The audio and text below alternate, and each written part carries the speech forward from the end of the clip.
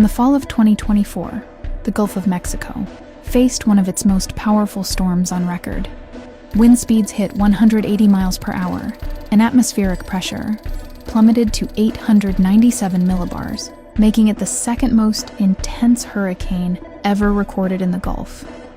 Coastal communities in Florida braced for impact as the storm struck near Siesta Key, with 21 people dead and damages exceeding $30 billion.